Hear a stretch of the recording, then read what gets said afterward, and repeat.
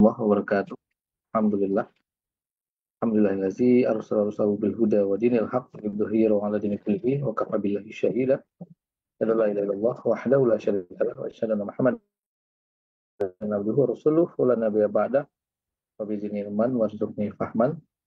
Alhamdulillah, jumpa lagi para pemirsa channel Peradaban Islam ID yang dirahmati Allah SWT pada rubrik kita hari Sabtu, yakni rubrik dialogika, yang mana pada kesempatan pada hari ini kita akan membahas tentang janji Presiden Prabowo, yakni terkait dengan rencana menaikkan gaji guru hanya gimmick. Kita akan membahas yang luar biasa. Yang pertama Ustadz Iwan Januar. Assalamualaikum Ustadz. Oh, waalaikumsalam warahmatullahi Bang Masih di Rizal. mute. Assalamualaikum Ustaz Yuwana. Mudah-mudahan sehat. Alhamdulillah. Ini Sudah, lagi sudah, musim sudah. jaga kondisi. Nah.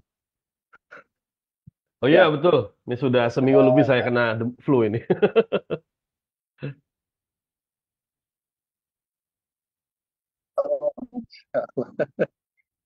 Ya, kita doakan mudah-mudahan cepat sehat dan sehat terus ya, insya Allah. Dan yang pembicara kedua ya ini Dr. Tomo. Assalamualaikum Dr. Yona. Waalaikumsalam warahmatullahi wabarakatuh. Bung Rizal. Ya. Assalamualaikum Ustadz Iwan. Waalaikumsalam, Dokter Ya, Yuwana. sehat ya Sehat di ya? sana ya. Harus sehat. Sip. Harus sehat. Alhamdulillah. Ya, kita ke Ustadz Iwan dulu.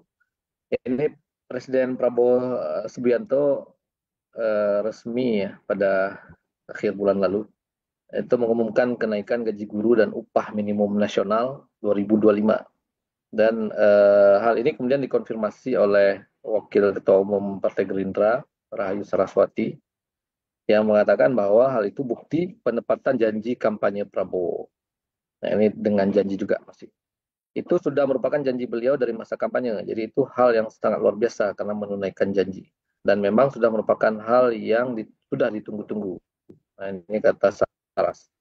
Dan Saras juga menyebut dari situ masyarakat bisa melihat ketulusan Prabowo Subianto. Menurut Saras, Prabowo juga akan menunaikan seluruh janji politiknya.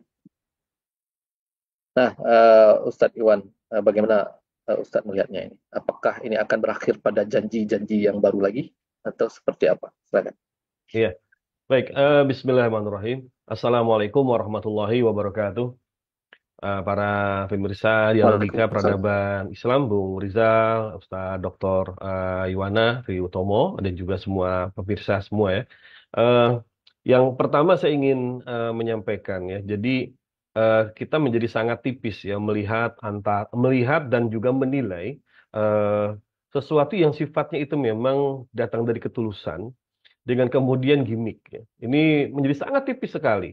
Saya katakan begitu karena memang eh, cara berpolitik yang sekarang ini sering digunakan di Indonesia oleh para elit politik ketika kampanye dari mulai pilkada sampai kemudian pilpres itu seringkali kemudian melakukan berbagai macam janji yang itu ternyata adalah gimmick begitu ya. Kita melihat bagaimana di era kepresidenan Jokowi sejak kampanye sampai kemudian 2 periode berlangsung banyak sesuatu yang memang itu kelihatannya populis ya. Jadi populis banyak kebijakan yang dan janji yang populis, tapi ternyata itu banyak yang ternyata hanya sebagian besar gimmick ya.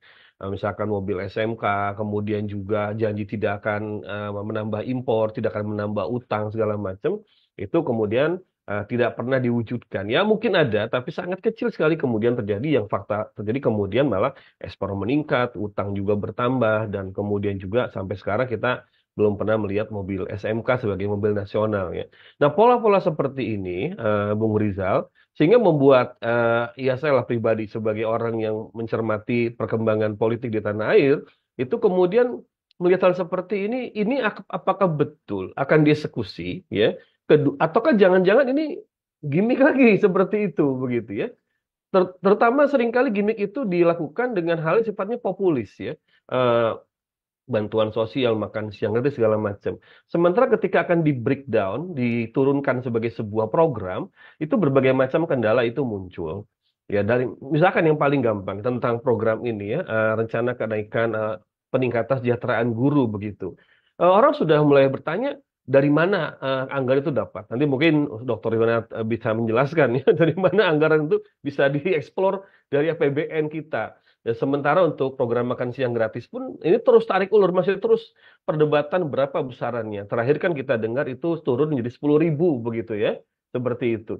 Ini pun juga sama, muncul pertanyaan, termasuk di kalangan para guru juga bertanya, anggarannya ada enggak gitu kan, uangnya ada enggak gitu kan, untuk kemudian meningkatkan kesejahteraan guru. Jadi yang pertama kalau tadi pertanyaannya kan adalah, ini benar nggak tulus begitu kan?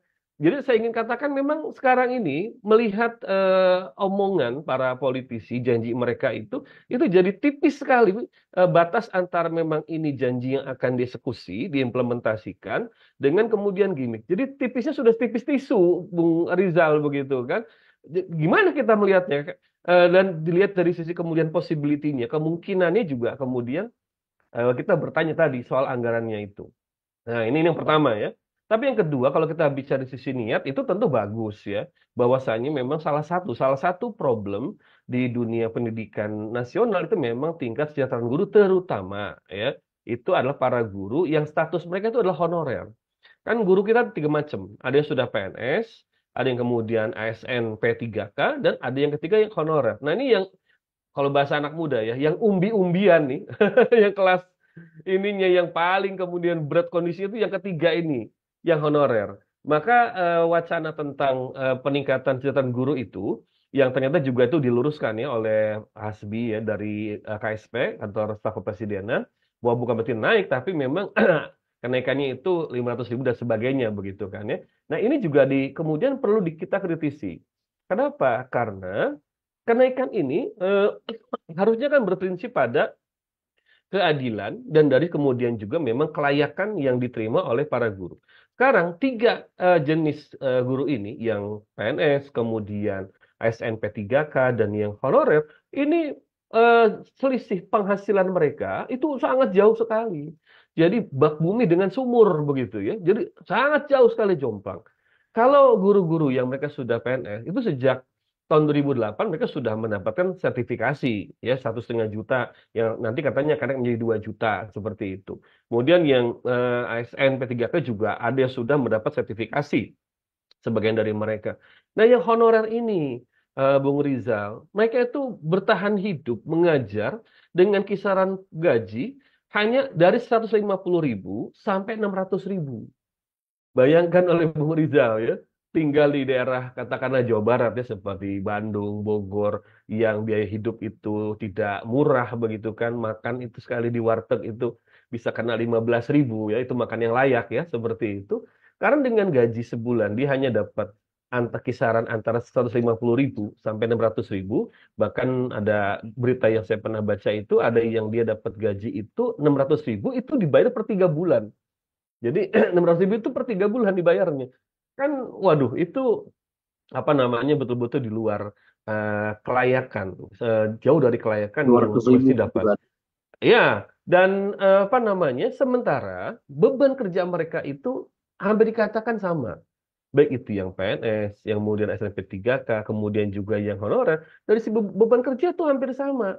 Ya sama-sama ngajar, bikin rancangan pengajaran, administrasi, kemudian juga nanti mereka diminta jadi mengajar ekskulnya di sekolah dengan beban yang sama. Sehingga yang kedua yang ingin saya soroti kemudian kenaikan tingkat kesejahteraan guru ini kalau tidak berprinsip pada kelayakan dan keadilan, ini akan menciptakan kesenjangan akhirnya gap yang semakin jauh antara tadi para guru yang mereka itu sudah mendapatkan sertifikasi yang PNS atau SNP3K dengan yang honorer seperti itu. Nah, sehingga ini harus menjadi sebuah perhatian yang betul-betul tepat begitu kan. Jadi nggak kemudian asal naik tapi tidak memperhatikan prinsip keadilan dan kelayakan untuk tenaga kerja kita. Belum lagi yang kemudian saudara-saudara kita ya para guru yang mereka itu di pelosok, di pedalaman, Ustadz ya Bung Rizal ya, yang mereka itu mungkin ngajar rangkap 3 kelas ya, ada yang juga mereka itu merangkap beberapa mapel mata pelajaran ya, bahkan ada juga kepala sekolah merangkap guru, merangkap juga wali kelas, itu kan banyak. Nah, jadi ini persoalan yang harus diperhitungkan juga kalau kita bicara tentang kesejahteraan, maka harus prinsip tadi, keadilan dan kelayakan. Jangan kemudian dipukul rata, tapi dilihat dari kemudian tadi ya, beban hidup sekarang ini ada.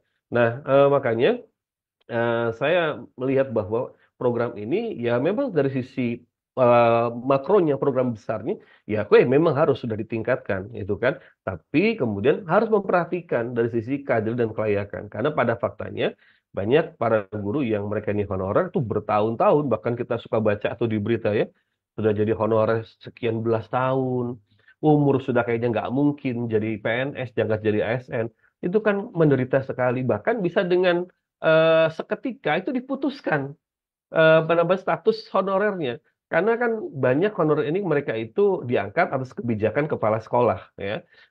Kemudian nanti ketika kemudian maaf ya, ini banyak kejadian ini kepala sekolah dia pindah atau berganti, kemudian kepala sekolah baru atau dari kepala sekolah nih atau guru itu kemudian dia punya kerabat yang pengen ngajar juga, maka bisa diputus tuh kontrak. Guru honorer yang lamanya itu kemudian diangkatlah nanti kerabatnya menjadi guru honorer di sekolah yang bersangkutan. Nah, jadi memang problemnya bukan cuma di masalah kesejahteraan, tapi di sistem. Di sistem kemudian ketenaga kerjaan guru itu termasuk dalamnya adalah kemudian pengupahannya, kemudian juga bagaimana jenjang karirnya dan sebagainya. Maka harusnya sih kita melihat ini sebagai sebuah persoalan yang menyeluruh Bung Rizal begitu.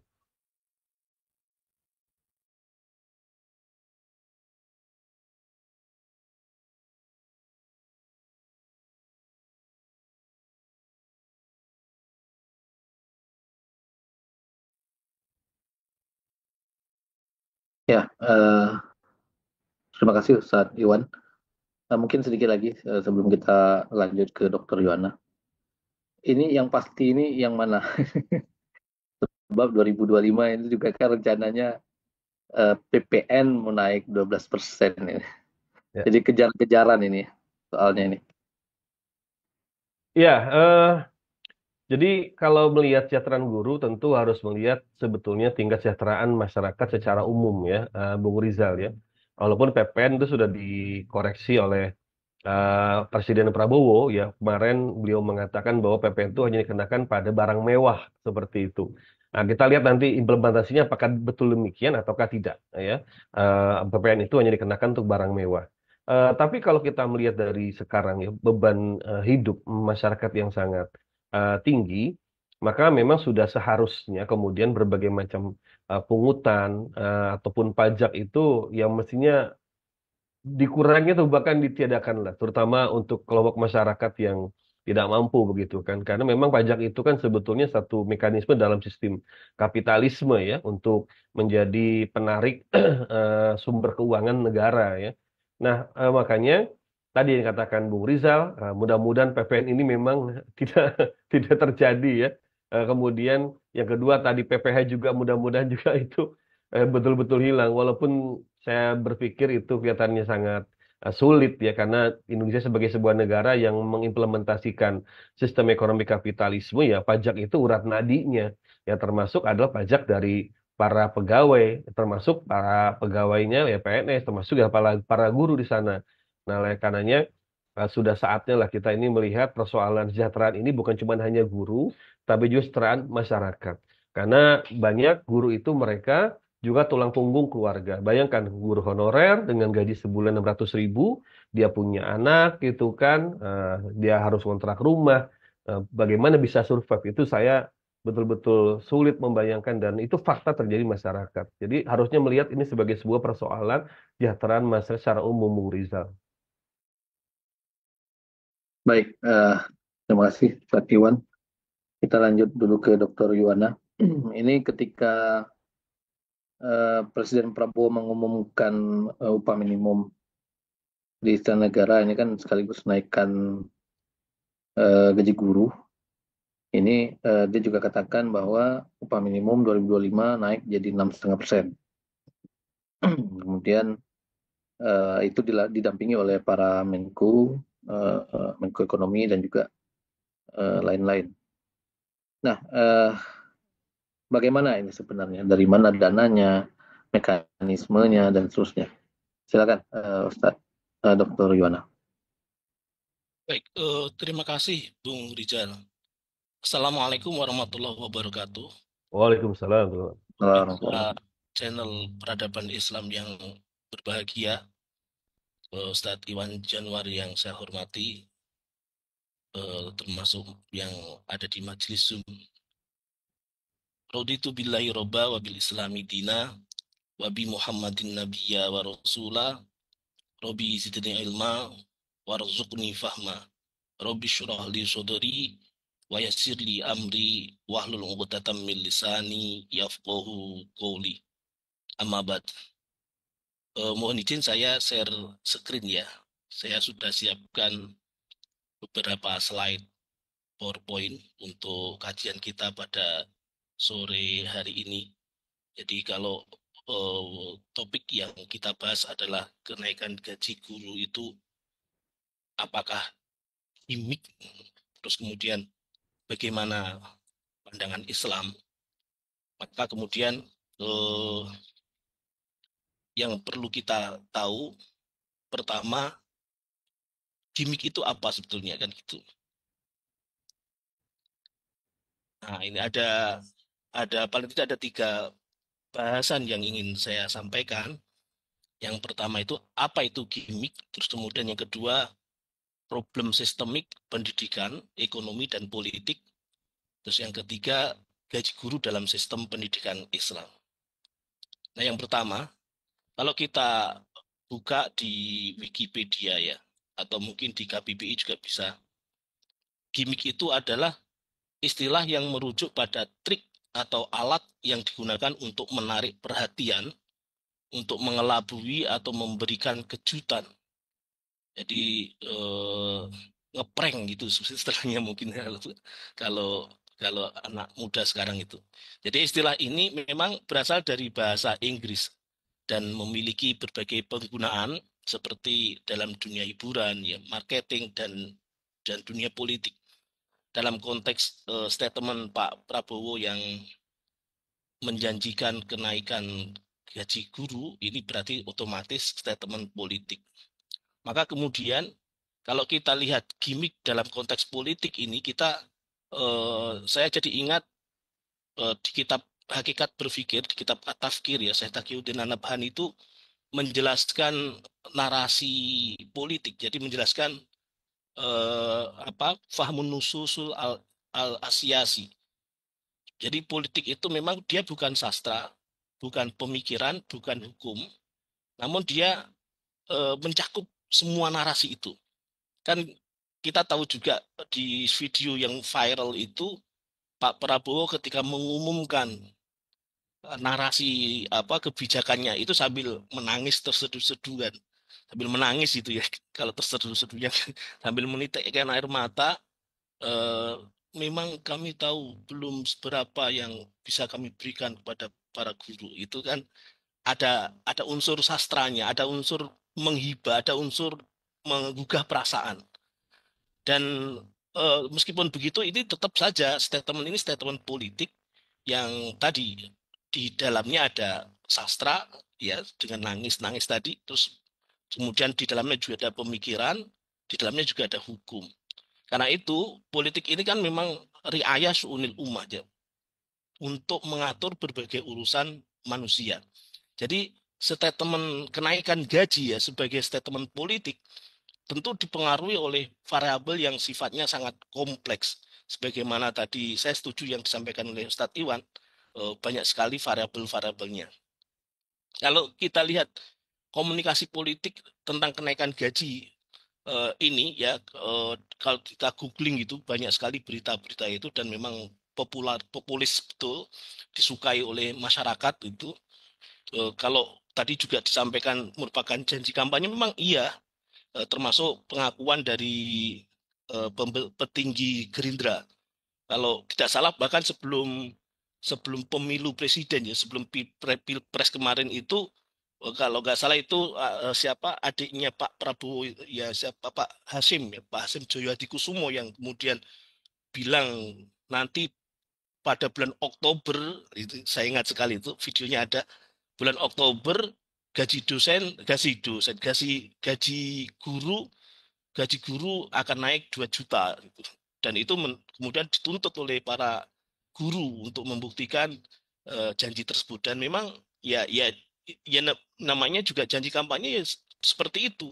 Maka kemudian kebijakan menaikkan gaji guru ini betul-betul apa menuai menuai apa ya menuai harapan betul bagi guru-guru, meski kemudian eh, guru yang mana juga.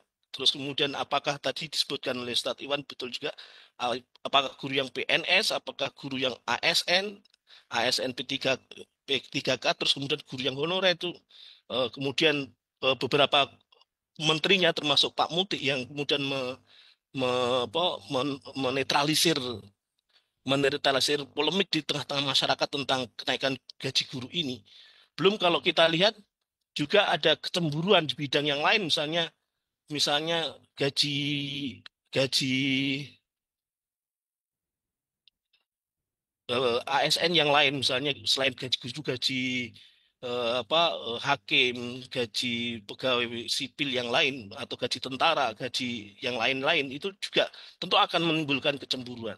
Karena memang saya melihat problemnya problem yang sifatnya sistemik ini di seluruh level, baik di level mikro, level makro maupun di level global. Jadi harusnya memang pandangan kepala negara sebagai pengambil kebijakan paling tinggi, sebagai pemegang otoritas paling tinggi itu melihatnya tidak hanya makro ke mikro, tapi juga melihatnya ke ranah global. Kenapa? Karena kalau kita lihat kebijakan kenaikan gaji guru ini bisa akan menjadi gimmick betul kalau kalau sekedar hanya untuk janji implementasi kampanye saja, untuk untuk menunaikan kampanye saja. Kalau hanya itu bisa jadi gimmick betul, termasuk hanya untuk hanya untuk momentum politik saja agar mendapatkan simpati saja. Terus kemudian belum ada anggaran kebijakan yang jelas tentang kenaikan gaji guru ini. Kenapa? Karena kalau kita lihat beberapa informasi yang saya temukan itu memang APBN 2025 kan sudah diketok ini. Ya, terus kemudian di situ ada pendidikan, anggaran untuk pendidikan memang naik 8,9%, tapi untuk gaji guru belum belum clear, belum terdefinisikan secara jelas, karena pendidikan itu kan tidak hanya gaji guru. Pendidikan itu kan ada infrastruktur, ada penelitian, ada macam-macam, ada kemudian mungkin beasiswa juga. Itu belum jelas betul bahwa pendidikan itu ditanggung oleh negara, memang wajib begitu. Jadi kalau selama ini interaksi yang ada di dunia pendidikan seperti layaknya orang jual beli, apalagi kemudian pendidikan yang lembaga pendidikannya swasta, mengharapkan operasional biaya pendidikan itu dari mahasiswa, dari guru, dari siswa, dari orang tua. Wah, itu jelas sekali akan sangat berat bagi objek pendidikan, dalam hal ini bagi masyarakat secara umum. Kenapa? Karena tentu tidak akan mungkin bisa memenuhi eh, biaya-biaya yang harus ditanggung oleh pengelola pendidikan untuk membangun gedung misalnya, untuk gaji guru dan lain sebagainya itu. Maka kemudian memang menjadi betul kalau kalau secara tegas dan ditegaskan aja, dideklarasikan secara benar-benar aja, nggak usah pakai gemoy, nggak usah pakai nangis-nangis. Bismillah, tawakal Allah, naik gitu aja. Terus terus kemudian karena keimanan betul, memang tanggung jawab negara dalam hal ini pemerintah, al imamu ro'in wa huwa mas'ulun an ro'iyatihi, itu dia bertanggung jawab untuk mengurusi urusan umat itu. Tapi kalau kita lihat, kita potret APBN yang ada itu, ternyata kita itu memiliki kebijakan Indonesia ya, Indonesia itu kebijakan anggarannya itu selalu defisit, selalu punya hutang. Jadi untuk APBN 2025 saja itu sudah mematok hutang 2,53% atau 616,2 triliun rupiah. Jadi utang dari APBN sebelumnya di era rezim Jokowi sebelumnya itu harus ada dan memang disisakan, dan biasanya memang akhir tahun itu kan ugal-ugalan untuk membuang-buang anggaran. Agar apa? Agar anggaran anggaran itu memang sengaja defisit. Nah, defisit anggaran itu merupakan politik kebijakan fiskal yang itu sangat kapitalistik betul, dan itu sangat dipengaruhi oleh kondisi politik ekonomi global. Kita tahu ya, siapapun presidennya biasanya begitu dilantik menjadi presiden, dia akan melakukan lawatan ke luar negeri. Lawatan ke luar negeri. Dan kemarin juga Pak Prabowo kan juga melakukan lawatan ke luar negeri, 2 pekan lamanya ke beberapa negara di Eropa, termasuk ke Amerika, bahkan ke Cina juga. Itu dalam rangka apa? Dalam rangka mencari utangan. Dalam bahasanya memang keren sih, bukan utang tapi investasi untuk pembangunan. Investasi itu istilah yang sifatnya kedok saja sebetulnya. Utang itu aja loh yang terang-terangan gitu. Dalam rangka mencari investasi yang kemudian dia dapat ya selama 2 pekan lawatan ke luar negeri itu sekitar 18,5 miliar dolar gitu. 18,5 miliar dolar AS kalau kalau dirupiahkan sekitar 294,1 triliun rupiah. Untuk apa itu? Itu untuk ya tadi pembangunan, untuk pembangunan termasuk diantaranya adalah bisa jadi untuk eh, gaji guru ini, termasuk untuk pemenuhan operasional pembangunan di dalam negeri itu, untuk menutup defisit. Eh, jadi defisit anggaran ini otomatis harus meniscayakan siapapun presidennya, dia harus berkelana, harus lawatan, harus berkunjung ke negara-negara. Sebetulnya bukan negara dalam arti negara ansih, karena sebetulnya bertemu dengan pengusaha-pengusaha tingkat dunia sebetulnya itu, yang kemudian itu menjadi pengusaha sekaligus penguasa itu. Belum lagi ada informasi memang rencana Pak Prabowo untuk tahun 2025 ini nambah utang lagi sebesar 775 triliun. Jadi memang sangat miris sekali, dari ranah global kita itu dicengkram oleh kapitalisme yang sifatnya global tadi, yang sifatnya memang harus memaksa siapapun presidennya setelah dilantik dia harus lawatan ke luar negeri mencari utangan,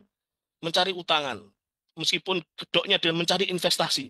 Kalau bahasa kasarnya agak sarkas itu, harus ngemis dulu ke negara-negara yang kemudian bisa memberikan utang tadi, memberikan bantuan, memberikan astagfirullahaladzim. Jadi itu real, itu siapapun presidennya pasti akan melakukan itu.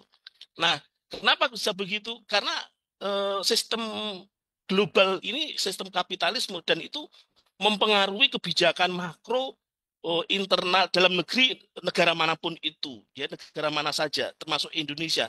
Kebijakan kapitalisme yang dalam pembangunan pasti mengutamakan pajak dan utang, pajak dan utang. Ini yang miris lagi ini, Ustadz Iwan, beberapa waktu yang lalu Pak Bahlil itu mengumumkan akan mencabut subsidi untuk ojol. Nah, itu kan ya Allah, ojol yang sehari-hari di atas kendaraan bermotor, driver ojol untuk mencari nafkah, yang sehari-hari dia pakai pertalit yang murah untuk bisa operasi ojolnya, itu kok tidak boleh membeli pertalit. Itu kan itu apa ya bahasa yang pas untuk ini, tega banget gitu loh, kebijakan seperti itu sangat-sangat tega sekali. Itu naudzubillah min dzalik, kok yo iso gitu loh, bahasa Jawanya itu begitu. Jadi eh, nggak mau melirik sektor yang lain yang justru sebetulnya dengan kepemilikan sumber daya alam yang melimpah di negeri kita ini kan, Lojinawi, Subur Mawur, Kerto Raharjo itu dengan banyaknya sumber daya alam itu bisa menutup defisit anggaran ini sebetulnya itu. Nah, Iwanifillah rahmatullahi alaikum, ini memang problem yang sifatnya sistemik ya, bukan sekedar problem hope harapan para guru untuk bisa naik gaji itu iya memang harus dipenuhi. Tapi juga problem yang sifatnya makro kebijakan dan problem tadi yang saya sebut global tadi. Kenapa? Karena kapitalisme global itu meniscayakan modal pembangunan itu dari pajak dan utang, dan ini jelas sekali tidak adil.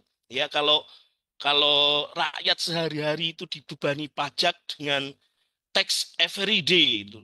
Tax every day. Setiap hari rakyat dibebani pajak, membeli sabun harus membayar pajak, membeli beras harus kena pajak, membeli meskipun kemudian kenaikan pajak PPN 12% itu dianulir oleh Pak Prabowo hanya untuk barang-barang yang sifatnya mewah, tapi ya itu akan pasti mempengaruhi biaya produksi. Pasti perusahaan-perusahaan, industri-industri akan menaikkan biaya biaya produksinya, misalnya dengan transportasinya pasti akan naik biaya untuk transportasinya itu. Nah, kalau kalau seperti ini kan artinya negara itu pemalak, negara itu dibayar, negara itu rakyat untuk kemudian urunan untuk pembangunan dengan pajak yang tadi saya sebut tax everyday itu. Padahal untuk pengusaha-pengusaha besar itu istilahnya bukan tax everyday. Untuk pengusaha-pengusaha besar istilahnya tax holiday. Ada tax amnesty, ada pengampunan pajak. Itu kan aneh sekali itu. Itu pasti modal pembangunan dari pajak dan utang ini yang mengimplementasikan konsep kapitalisme ini berakibat ketidakadilan. Pasti tidak adil, itu jelas sekali. Itu nyata sudah kita bisa lihat di hadapan mata kita masing-masing. Jadi, terus kemudian yang kedua, ukuran kesejahteraan untuk kapitalisme itu hanya di atas kertas. Jadi kalau angka kemiskinan sekian ribu atau sekian puluh ribu naik sekian persen atau turun sekian persen itu hanya ukuran yang ada di atas kertas saja. Hanya ada statistik di angka-angka statistik saja yang pengambilannya mengambil dengan sampel saja. Tidak mencerminkan seluruh penduduk, tidak mencerminkan semua kepala. Padahal setiap manusia dimanapun dia berada, di Jawa, di Sumatera, di Kalimantan, itu ya dia memiliki kebutuhan yang sama. Itu tidak bisa kemudian diukur dengan sampel-sampel saja, tidak bisa. Apalagi sensus biasanya akan ada selisih antara tahun awal dengan tahun berikutnya itu dengan kenaikan bayi lahir procot, ewek-ewek sudah menanggung utang gitu.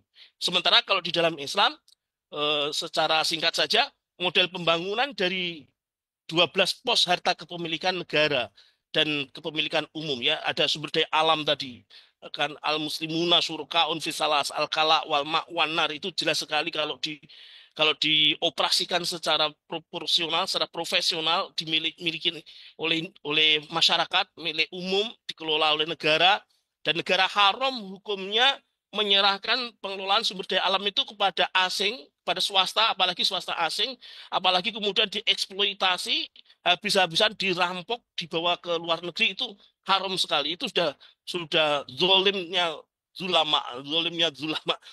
sangat zolim sekali itu. Harus dikelola oleh negara kemudian dikembalikan kepada masyarakat untuk sebesar-besar kemakmuran rakyat. Bumi dan air dan kekayaan alam yang terkandung di dalamnya dikuasai oleh negara, artinya dikelola oleh negara dan dipergunakan untuk sebesar-besar kemakmuran rakyat. Di antaranya adalah untuk pos pengeluaran gaji guru tadi. Sehingga dengan APBN Islam,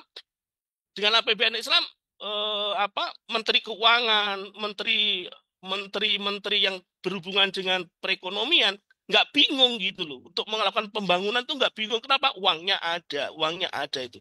Uangnya ada, bukan seperti statement Pak rezim sebelumnya uangnya ada, tapi mana ternyata kosong saja. Naudzubillah min dzalik. Nah, ini Uangnya fillah udah di rahmatullahi kantong. alaikum. Iya. Terus kemudian kalau kita flashback ya, kita mau belajar ya, kita mau melihat sejarah kesejahteraan guru di era kejayaan Islam itu memang betul-betul real ya. Jadi guru sebagai penjaga sakofah dan ilmu, dia terinspirasi oleh wahyu, oleh kalamullah, menjadi warasatul anbiya, al ulama warasatul anbiya ya. Penghormatan pada sohibul ilmu, sohibul ilmi itu merupakan ibadah. Maka kemudian sistem khilafah ya dalam perjalanannya sejak masa Rasulullah SAW ya daulah ula di masa Rasulullah SAW, kemudian Khulafaur Rasyidin, Umayyah, Abbasiyah, Utsmaniyah, itu tidak ada keluhan tentang sistem guru. Bahkan ada riwayat eh, kalau seorang ulama itu membuat kitab, menyusun kitab, terus kemudian kitabnya jadi, maka seberapa berat kitab itu ditimbang lalu ditukar oleh pemerintah dengan emas begitu. Terus kemudian ini ada riwayat juga seorang profesor di bidang hukum mengajar di Madrasah Nizamiyah menerima gaji sebesar 40 dinar. Itu di era Nizamiyah, itu di era Abu Ja'far Al-Qaim, era Abbasiyah itu. Terus kemudian banyak sekali sebetulnya riwayat tentang gaji guru ya, ada di antaranya di kitabnya Fikih Umar bin Khattab itu juga ada ya, pengajar di era Abbasiyah diberi gaji setiap bulan itu 1.000 dinar. Setiap dinar artinya 3,9 miliar atau 325 juta per bulan. 325 juta per bulan itu Masya Allah banget itu kan. Itu ulama yang mengajar Al-Quran biasa. Belum kalau ulama itu memiliki kemampuan khusus, memiliki keahlian khusus, misalnya penelitian terhadap hadis, terus kemudian mengumpulkan riwayat dan lain sebagainya, tentu gajinya kalau di dalam data yang saya temukan itu 1,3 miliar per bulan.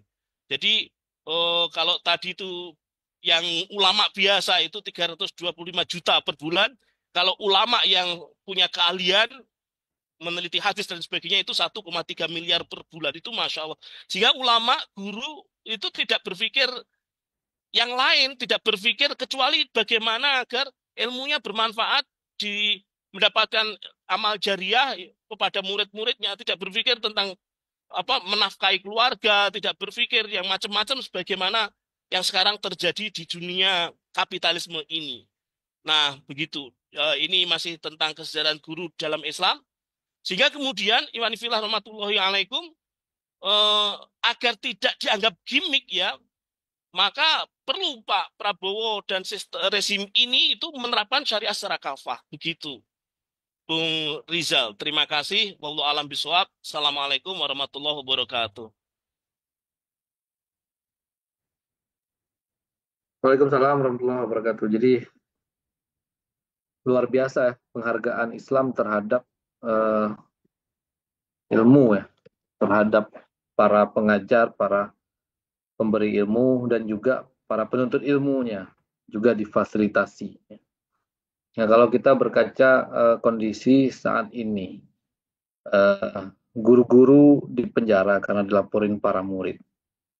Murid-muridnya juga bahkan kemarin ada peristiwa yang sangat miris ya, bagaimana seorang anak yang dipaksa untuk belajar, yang kemudian sampai tega untuk membacok orang tuanya, bapak dan neneknya meninggal. Nah, sudah sejauh mana sebenarnya ke Ustadz Iwan dulu? Sudah sejauh mana sebenarnya pendidikan kita ini? Apakah bisa dikatakan Indonesia ini saat ini sudah on the track menuju kepada tujuan atau cita-cita mencerdaskan kehidupan bangsa ini, atau justru sebaliknya, atau bagaimana? Baik, jadi kembali ke topik ini ya tentang rencana kenaikan kesejahteraan guru ya. Kita juga harus melihat bahwa salah satu pilar di dalam pendidikan itu memang adalah guru ya. Bagaimanapun guru itu adalah dia di garda paling depan, dia yang kemudian punya tugas paling awal untuk membentuk karakter dari murid. Saya ingin mengatakan bahwasanya persoalan di dunia pendidikan, khususnya di lingkungan atau dunia guru, itu bukan cuma masalah kesejahteraan, tapi juga masalah tentang karakter yang harus dimiliki oleh para guru. Jadi kalau belakangan kita ini dibikin heboh ya dengan kejadian yaitu ada guru yang mendapatkan kriminalisasi ya, Ternyata sebetulnya saya tidak bermaksud kemudian dalam ini mendiskriminasikan guru begitu ya. Ternyata bahwa di kalangan guru juga ini persoalan etika itu juga ternyata jadi persoalan yang cukup besar sekarang ini gitu ya. Jadi pelanggaran etika oleh guru itu jumlahnya juga tidak tidak sedikit ya. Jadi beberapa penelitian itu menunjukkan bahwa kasus guru yang melakukan tindakan maaf ya asusila terhadap muridnya, kemudian juga tindakan kekerasan fisik pada murid ya, termasuk juga penyalahgunaan dalam kebijakan keuangan, BOS ya, itu juga cukup tinggi. Sehingga memang kalau kita bicara tentang pendidikan dan guru sebagai subjeknya di sini, maka jangan hanya bicara dulu di kesejahteraan, itu harus dinaikkan. Tapi yang kedua juga pembenahan dari kemudian core kompetensi dari pihak guru ini. Mereka harus punya kemudian core kompetensi, punya kemudian kapabilitas, punya kemampuan yang layak untuk kemudian menjadi seorang tenaga pendidik, menjadi seorang guru. Secara bahasa, guru kan dari bahasa Sanskerta, gu dan ru gitu ya. Jadi kegelapan menuju cahaya. Jadi namanya guru itu orang yang dia mengantarkan orang lain dari kegelapan menuju cahaya seperti itu. Artinya orang yang membawa orang lain menuju cahaya ini memang harus punya kompetensi, punya kemampuan di sana.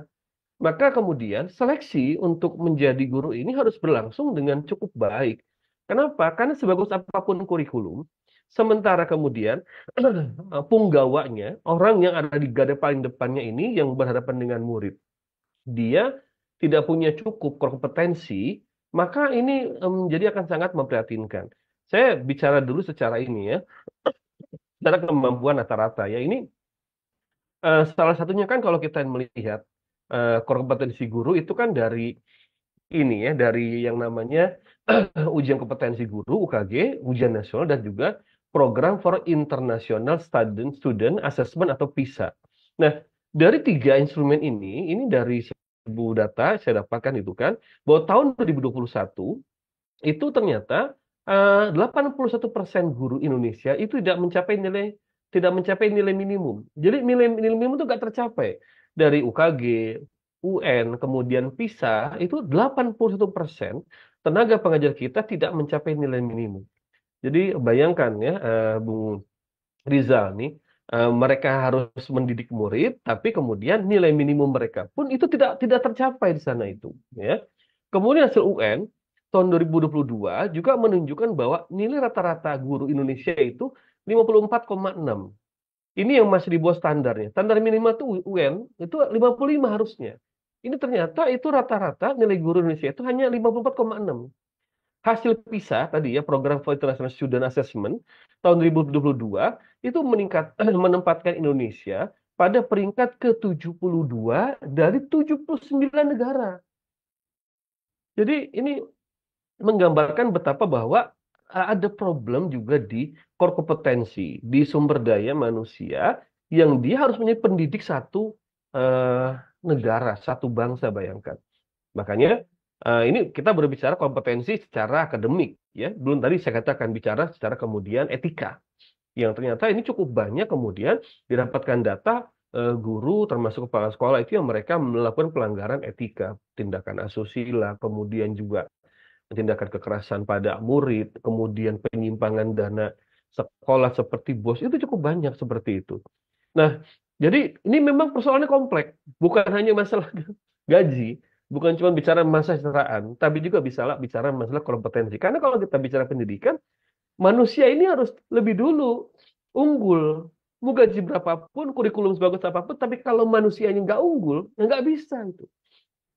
Maka disinilah guru ini, kalau kita bicara kembali kepada sosok guru, itu dia harus punya kemampuan minimal. Ada core kompetensi minimal yang harus itu kemudian di-upgrade setiap saat oleh negara. Karena negara yang paling bertanggung jawab. Pemerintah paling bertanggung jawab meningkatkan core kompetensi para guru ini agar berkualitas. Jadi ya sulit untuk bisa mendapatkan kualitas pendidikan di tanah air ini yang meningkat itu kan, sementara dari sisi kemudian kesejahteraan kemudian kompetensi dari guru pun ternyata ini masih banyak yang mereka itu di bawah rata-rata, bahkan nggak mencapai nilai minimum. Nah, kalau kemudian sekarang terjadi kasus tadi ya, guru dikriminalisasi, ini memang persoalannya persoalan juga sosial kita. Jadi ada persoalan di sekolah, ada persoalan sosial di masyarakat. Di mana masyarakat kita hari ini, mereka juga sekarang sudah sampai pada satu tingkatan, ini kalau saya perhatikan ya, itu mereka tidak lagi memberikan sebuah perhatian besar dan apresiasi terhadap dunia pendidikan termasuk kepada para guru. Itu kenyataan. Jadi banyak orang tua yang mereka menganggap pendidikan itu bukan lagi nomor satu, dan yang kedua, mereka juga tidak lagi terlalu mengapresiasi dunia pendidikan termasuk para guru. Sehingga ketika ada muridnya, ada anaknya kemudian diberikan sanksi, diberikan hukuman, mereka bereaksi, langsung melawan guru atau melakukan tindakan kriminalisasi seperti itu. Jadi, Bung Rizal, ini persoalannya memang kompleks ya, bukan hanya bicara masalah gaji, tapi juga dari kualitas SDM gurunya, dan ketiga juga eh, lingkungan. Jadi support systemnya nggak mensupport kemudian pendidikan itu kemudian sekarang bisa melejit lebih bagus lagi. Begitu Bung Rizal. Ya, terima kasih Saat Iwan. Ternyata memang kompleks sekali ya persoalannya ini. Tidak sesederhana yang kita bayangkan ya. Ini kita lanjut ke Dr. Iwana, tadi juga mengatakan di slide-nya bahwa eh, yang dilakukan oleh Presiden Prabowo ini kan gimmick politik ya, karena statement kenaikan gaji itu sebagai statement politik. Nah ini kan arahnya itu sudah dimulai belum kira-kira arah untuk menciptakan lingkungan pendidikan itu yang kondusif itu, baik itu bagi peserta didik dan juga bagi guru. Kan tadi juga disampaikan Ustaz Iwan bahwa ukuran keberhasilan pendidikan kan bukan cuma diukur dari gaji guru rendah atau tinggi gitu kan, meningkat ataupun menurun gitu. Tapi juga dari sisi kualitas gurunya dan juga pendidikan karakternya itu berhasil atau tidak. Nah ini kalau menurut Dr. Yuwana, apakah arahnya sudah menuju ke sana yang dilakukan oleh Presiden Prabowo ini, atau ya hanya sekedar yang menunaikan janji atau upaya untuk menunaikan janji-janji politik saja supaya tidak disebut sebagai mengingkar janji gitu, seperti sebelumnya. Iya, iya. Ya, memang ini problemnya sangat kompleks ya, sangat sistemik. Tadi ya, saya setuju sekali. Jadi paling tidak ya kalau kita lihat pengambil kebijakan ya dalam hal ini Pak Prabowo kalau dibandingkan dengan Pak Jokowi, sepertinya lebih cerdas dari Pak Jokowi deh Pak Prabowo ini.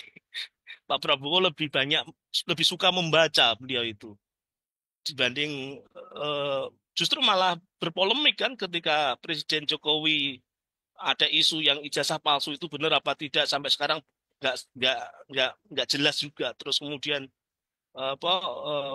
problem-problem yang kemudian kalau kenapa saya langsung sampaikan ke figur ke tokoh karena apa pemimpin dalam hal ini adalah kepala negara itu kan teladan sebetulnya kan. Dan ini penting dalam konteks pendidikan. Kalau guru dalam bahasa Jawa itu digugu dan ditiru. Itu kan. Jadi tadi bahasa Sangsekertanya gu dan ru, minat zulumati ilan nur. Kalau dalam bahasa Jawa, guru itu digugu dan ditiru. Artinya keteladanan itu menjadi sebuah keniscayaan dalam sistem pendidikan manapun juga sebetulnya begitu. Makanya kemudian kalau kita melihat eh, apa yang disampaikan oleh Pak Prabowo terkait dengan kesejahteraan guru, ini motretnya dari sistem ekonomi karena kesejahteraan itu terkait dengan pemenuhan kebutuhan masyarakat sehari-hari, apakah sudah terpenuhi apa belum terkait dengan khususnya kebijakan ini pada guru begitu. Maka kemudian konteks kesejahteraan ini tadi saya sampaikan terpengaruh sangat kuat dengan kebijakan kapitalisme global itu. Nah, kalau terkait dengan karakter, terkait dengan langkah-langkah strategis yang sifatnya perubahan, perbaikan yang berproses itu, maka sebetulnya kita sudah mengalami ketersesatan ketersesatan kurikulum ini sudah sejak lama, Bung Rizal. Jadi kalau kita bicara sejarah pendidikan ya, kita kan mengenal dunia pesantren juga kan. Dan kita tahu sebetulnya Pak Muti itu, Pak Abdul Muti Menteri Pendidikan sekarang itu kan orang Kudus dan di sana dekat dengan pesantren. Itu cuma apakah paradigma yang dibawa itu paradigma Islam atau paradigma pendidikan yang seperti apa yang masih kita tebak-tebak juga. Kurikulum kurikulum 2013 belum selesai, ya bahkan masih berjalan di beberapa anak usia kelas 5, kelas 6 mungkin ya, itu sudah muncul menteri baru, Pak Mas Menteri Pak Nadiem itu dengan kurikulum merdeka. Itu. Jadi ini serba serba semacam kelinci percobaan gitu. Ini mendidik anak kok seperti coba-coba begitu. Ini mau jadi apa ini masa depan anak kita ini. Makanya kemudian tidak sedikit yang para orang tua yang kemudian udahlah kalau gitu saya sekolahkan di rumah sendiri aja pakai homeschooling itu meskipun kemudian nanti ijazah dengan cara persamaan. Jadi munculnya istilah saya itu sekularisasi di bidang pendidikan ini itu sejak masuknya penjajahan Belanda dengan politik etis yang kemudian memisahkan ajaran-ajaran agama termasuk kemudian bahkan yang sifatnya politik itu diamputasi betul, dipisahkan betul, makanya kemudian muncul serangan yang dahsyat terhadap ajaran Islam sampai sekarang ini karena pengaruh politik etis Belanda, terus kemudian muncul muncul pendidikan pesantren yang kemudian dipisah dengan pendidikan pendidikan formal ya. Jadi ada di negeri kita ini di Indonesia itu aneh ya. Menteri Keagamaan ngurusi pendidikan, Menteri Pendidikan juga ngurusi pendidikan. Ini yang benar yang mana gitu. Kalau dua-duanya benar, wallah alam penting error itu karena sekulerisme yang melandasi melandasi paradigma pendidikan yang ada. Makanya kemudian kalau memang serius untuk menjemput masa depan Indonesia emas ya, agar tidak menjadi Indonesia cemas itu paradigmanya harus dirubah dulu. Jangan menggunakan paradigma sekulerisme, jangan menggunakan paradigma kapitalisme. Kenapa? Pasti akan jatuh ke lubang yang sama, akan mengulang lagi, akan try and error terus, akan coba-coba terus.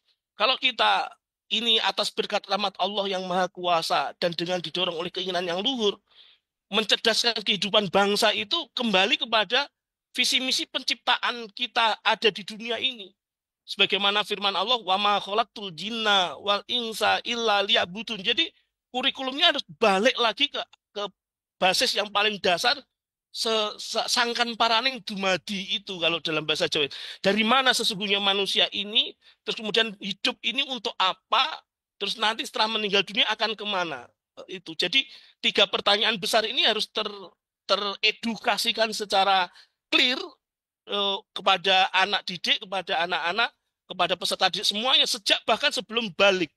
Sejak sebelum balik. Makanya kemudian aneh juga kalau disoundingkan kurikulum di mana anak usia SD, usia kelas 4, kelas 5 harus belajar coding dulu. Belajar itu aneh sekali itu.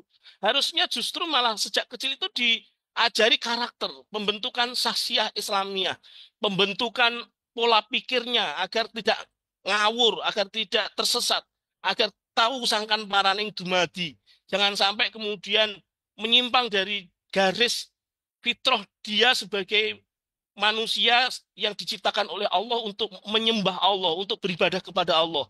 Kan kullu mauludin yuladu alal fitrah illa anna abawahi ayyuhadiyanihi ayyunasironihi ayyumajisanihi ayuskulerihi itu juga kan. Jadi semua bayi yang lahir itu pada hakikatnya dia fitrah, dia hanif. Hanya kemudian karena pengaruh pendidikan dari orang tuanya yang kemudian dia menjadi Islam atau menjadi Nasrani atau menjadi Yahudi bahkan atau menjadi sekuler itu kan pengaruh lingkungan itu aslu sebetulnya bayi lahir itu fitrah itu makanya kemudian sejak kecil harus dibiasakan keteladanan dari keluarga pendidikan keluarga bahkan sebelum keluarga ya ketika seorang seorang laki-laki mau mencari istri untuk menjadi ibu dari anaknya itu juga tidak sembarangan, tidak seperti membeli pisang goreng di itu pinggir jalan itu, melalui tes and proper fit and proper test yang tepat gitu loh. Kalau memang kemudian sudah nawaitunya menikah itu untuk membangun madrasah, membangun sekolah yang untuk menyiapkan nanti ketika ketemu Allah Subhanahu wa taala itu sudah punya modal, maka itu harus menjadi sebuah keniscayaan pembentukan karakter. Makanya di kitab Siasatu Taklim Al-Manhaji ya, di kitab strategi pendidikan di sistem khilafah itu nanti ada dua macam pendidikan dasar yang kemudian di pendidikan dasar itu lebih diutamakan pembentukan sasiah Islamiyah, pembentukan karakter-karakter seorang muslim yang siap untuk melanjutkan estafet perjuangan menjadi ulama-ulama, menjadi ahli-ahli, menjadi pakar-pakar, peneliti dan seterusnya. Makanya kemudian barusan saya, ya Allah, alhamdulillah dapat inspirasi dari Allah ini barusan. Kok ini nanti mungkin bisa ditafsir oleh Ustadz Iwan ya. Al-aslu sebetulnya profesi yang ada di dunia ini hukum asalnya adalah seorang guru. Seorang guru. Tanpa guru nggak akan ada dokter. Tanpa guru nggak akan ada insinyur. Tanpa guru nggak akan ada hakim. Tanpa guru nggak akan ada. Nah kalau gurunya sudah kacau, sudah error etikanya, maka hasil dari pendidikan seorang guru itu juga akan menghasilkan keeroran yang kuadrat, keeroran yang berlipat-lipat. Naudzubillah min dalik. Makanya kemudian jangan sampai seorang guru ini mengajarkan ajaran yang kemudian menularkan kesalahan-kesalahan yang terus berefek domino begitu. Jadi amal jariah itu amal jariah yang sahihah, bukan amal jariah yang khotiah begitu. Amal jariah yang sahihah itu bagaimana? Amal yang soleh, amal yang niatnya sudah lillahi ta'ala, niatnya sudah memang untuk Allah Subhanahu wa ta'ala, dengan tunai yang diajarkan oleh Rasulullah Muhammad SAW. Sehingga dengan bekal itu pada usia sebelum balik, pada usia masih prabalik itu anak sudah siap untuk menerima amanah ilahiyah, taklif syar'i itu. Sampai di situ kemudian sudah balik, sebetulnya anak tidak orang tua sudah tidak bertanggung jawab lagi terhadap anak yang sudah balik. Al-aslunya begitu. Sampai kemudian dia bisa melanjutkan pendidikan di perguruan tinggi, di level kedua di perguruan tinggi yang al-madrasah al-aliyah itu bisa, apakah mau menggeluti bidang keagamaan, sakofah, misalnya ulumuddin, menjadi mujtahid, menjadi ahli fikih, menjadi qadhi, menjadi fuqaha, itu silah dalami dengan cara bagaimana mendapatkan sakofah, bagaimana al-ma'ariful lati itu khadu antorikil ihbar wa talaki wal istimbat itu betul-betul merasuk. Maka penting bagi seorang guru, seorang murid yang sudah di level mahasiswa ini, ketika dia menggeluti sakofah, menggeluti ulumuddin, mencari guru juga tidak sembarangan. Karena apa? Dia harus talaki pada seorang guru yang kemudian dari talaki itu akan membasik, akan merasuk ilmu-ilmu, akan merasuk bahkan kalau dalam tradisi pesantren ada sanatnya, ya, misalnya tentang pembacaan Al-Quran, a'udzubillahi minasyaitonirrajim, misalnya itu tidak sembarangan membacanya. Kenapa? Karena ada sanatnya, ada nyambung dari guru terus sampai Rasulullah SAW, gurunya guru begitu. Nah ini kemudian bisa juga sebetulnya si anak yang sudah menginjak pasca balik ini, sebagaimana tadi saya sebut di kitab Siasatu Taklim Al-Manhaji itu, adalah bisa memilih yang sifatnya empirical, yang bisa memilih sifatnya keilmuan. Ulumuddin yang satu tadi, yang sakofah, yang ini sifatnya empirical, sifatnya penelitian empiris, bisa misalnya kedokteran, ahli fisika, ahli kimia, ya, itu. Jadi proporsionalnya itu ada begitu. Dari kecil sudah disiapkan kader-kader yang bersasiah Islamiyah,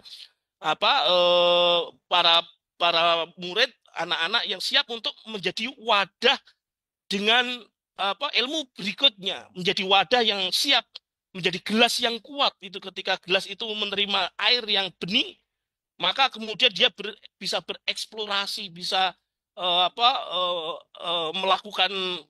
melakukan penelitian dan seterusnya itu. Tapi di masa sekarang, di era sekarang itu nggak bisa. Apalagi kemudian tuduhan tuduhan ilmu agama itu dogma itu sangat-sangat mengecilkan makna agama khususnya Islam itu. Ya jadi eh, tradisi dogma itu tidak ada di dunia Islam. Tradisi dogma itu muncul di Eropa. Di mana pada saat itu Eropa agamanya bukan agama Islam. Kok kemudian disebarkan ke dunia Islam, disebarkan ke negeri-negeri kaum muslimin, terus kemudian kaum musliminnya juga ikut-ikutan. Ini kan ibarat jatuh sudah ketimpa tangga pula gitu. Kalau ini tidak diperhatikan oleh pengambil kebijakan, ya apalagi kemudian Pak Menteri Pendidikan yang baru Pak Abdul Muti, dia tidak berani menyebut mengoreksi kurikulum merdeka. Gitu. Khawatirnya mungkin tambah membingungkan masyarakat mungkin ya. Wallah alam karena ini bahasa politik ya harus bicara dengan bahasa politik itu kan seperti yang tadi saya jelaskan banyak variabel yang harus dikaji. Tapi kemudian dia menyampaikan deep learning. Dengan deep learning seperti apa kalau kemudian tidak berangkat dari paradigma yang substantif, dari mana asal muasal penciptaan manusia ini kan sama saja nanti akan menjadi boneka-boneka kapitalis kan begitu. Jadi itu sehingga kemudian menjawab pertanyaan Bung Rizal tadi, apakah sudah ya belum menurut saya. Kalau kalau makanya kemudian perlu Pak Muti ya, semoga beliau mendengar mendengar menyaksikan video ini, perlu membaca buku Asyasah apa manhaj taklim tadi itu penting sekali itu. Kenapa? Karena beliau juga seorang muslim, dugaan saya juga pesantren ya, karena Kudus tradisinya pesantren, sangat mungkin bisa membaca kitab itu insya Allah ya. Itu wallahu a'lam bishawab. Jadi itu sehingga kemudian tidak sekedar menjadi menteri kemudian, apalagi beliau backgroundnya Muhammadiyah kan, yang kita tahu banyak sekali madrasah-madrasah perguruan tingginya yang kemudian bahkan ini juga menimbulkan pertanyaan, ada wallahu alam deh arahnya mau kemana, ada Universitas Kristen Muhammadiyah itu kan juga itu wallahu alam. Makanya kemudian kalau di akhir akhir akhir apa yang ingin saya sampaikan ini adalah kalau kita nggak kuat-kuat iman, maka bisa terperosok pada sekulerisme, terperosok pada kapitalisme, yang kemudian bisa membuat kita jadi tersesat itu. Nauzubillah min dzalik. Makanya kemudian kembali kepada keimanan, fafiru ilallah, kembali kepada Allah, kembali kepada libatkan Allah terus sampai kemudian karena kita sudah balik ya, sudah akil sudah balik itu sudah waktunya terus menghadirkan itu karena kata Allah fa'ilam yastati fa'innallaha yaraka, seakan-akan engkau melihat Allah, kalau engkau nggak mampu maka yakinlah Allah pasti melihatmu. Ini yang bisa saya sampaikan Bung Rizal. Jadi memang langkah itu harus dimulai sejak awal, dari mana asal muasal manusia ini, sangkan paraning dumadi ini, terus kemudian untuk apa, ternyata untuk mengemban risalah, untuk mengemban visi misi penciptaan dari Allah Subhanahu wa taala.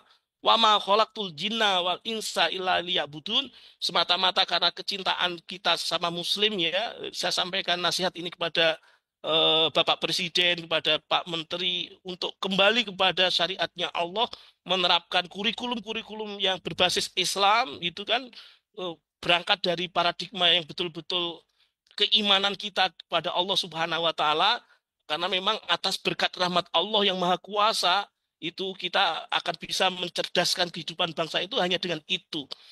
Karena apa? Karena nanti kita akan meninggal dunia, kita akan ketemu Allah ya, kita akan dihisap sesuai dengan amal kita. Jangan sampai kemudian ketika punya jabatan kita itu, apakah apapun jabatannya, termasuk guru, termasuk menteri, termasuk presiden tadi, digunakan untuk apa? Itu nanti akan dipertanggungjawabkan kelak di yaumul hisab. Begitu Bung Rizal. Wallahu alam bisawab.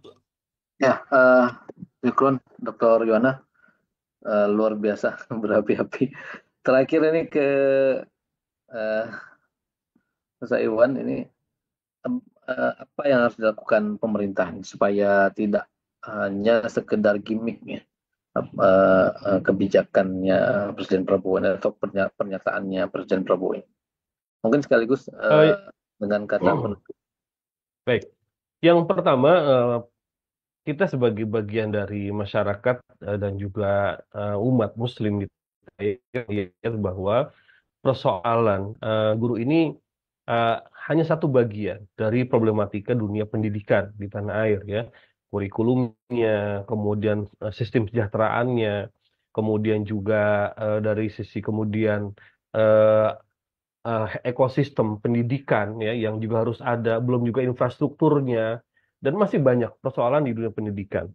Padahal harusnya kita dengan bonus demografi yang sangat banyak, Indonesia ini harusnya bisa melahirkan banyak ekspor ya, banyak ilmuwan, banyak tenaga yang terdidik gitu kan. Jadi yang kita kirim ke luar negeri itu bukan tenaga sektor non formal, tapi sektor formal yang betul-betul tuh berkualitas. Harusnya begitu. Tapi fakta bahwa kita sejak merdeka tahun 45 sampai sekarang, saya melihat bahwa ini ada satu hal yang kita selalu masih ketinggalan di Asia Tenggara saja kita masih di bawah, jauh di bawah Singapura dari sisi kualitas pendidikan ya.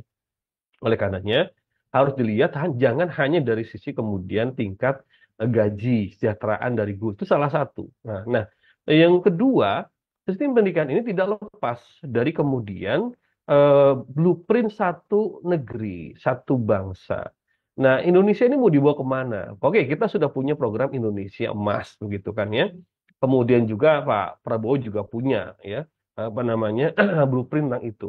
Tapi itu saya baca, saya sudah baca itu kan masih sangat normatif sekali dan tidak memiliki kemudian gambaran yang jelas bahkan sampai rinci dan detail bahwa apa yang harus dilakukan untuk kemudian membawa negeri ini ke arah yang lebih maju lagi dan bisa bersaing. Bahkan harusnya kita menjadi negara besar, menjadi sebuah negara yang eh, punya pengaruh bukan cuma di Asia Tenggara, tapi di Asia bahkan di dunia.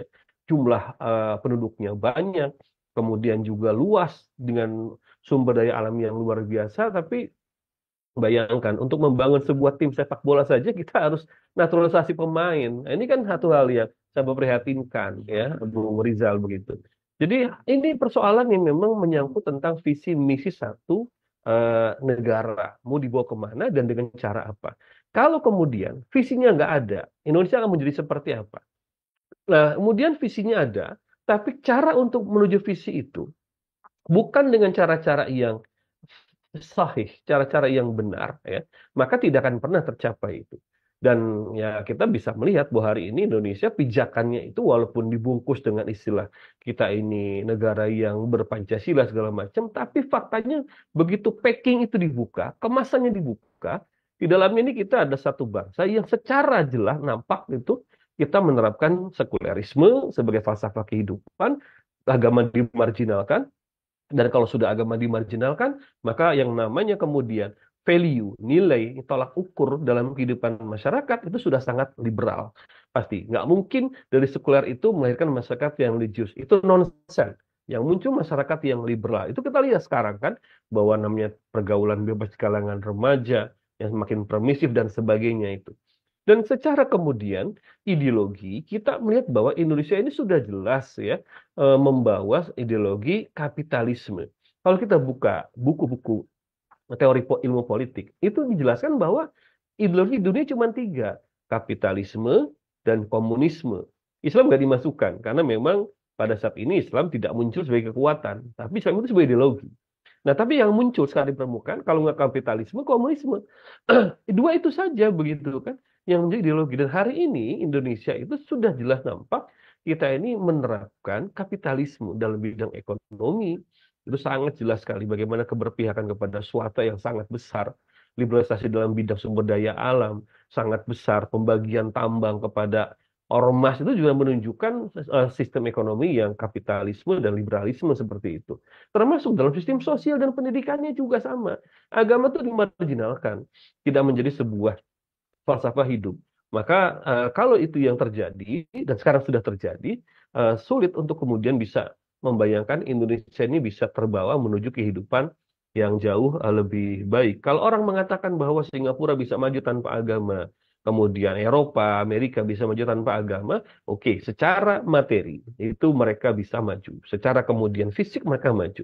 Tapi lihat nilai-nilai sosialnya, lihat kehidupan mereka itu penuh dengan persoalan hari ini.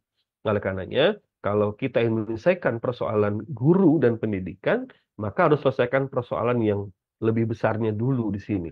Bahwa kita membutuhkan ilmu ideologi yang itu cocok untuk manusia dan menjamin kebaikan bagi manusia. Dan itu memang hanya Islam. Dan Pak Prabowo kan pernah mengatakan kekagumannya pada Khilafah Utsmaniyah, pada Ottoman, Imperium Ottoman di Eropa, seperti itu. Nah, Ottoman itu bisa maju karena dia berfalsafah akidah Islam dan menerapkan syariat Islam di dalam naungan sistem khilafah. Itu realita yang dikagumi oleh Pak Prabowo, dan mestinya itu yang dijadikan sebagai kemudian sistem dalam kehidupan kita. Begitu, Bung Rizal. Baik, syukron jazakallah Ustaz Iwan.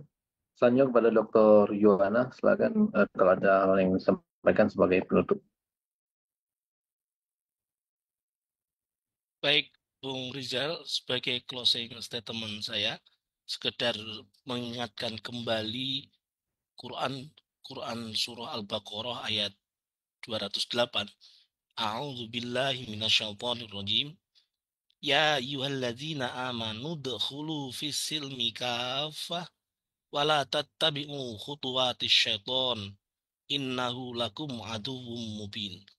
Wahai orang-orang yang beriman, masuklah kalian ke dalam Islam secara keseluruhan, secara totalitas, dalam seluruh aspek kehidupannya.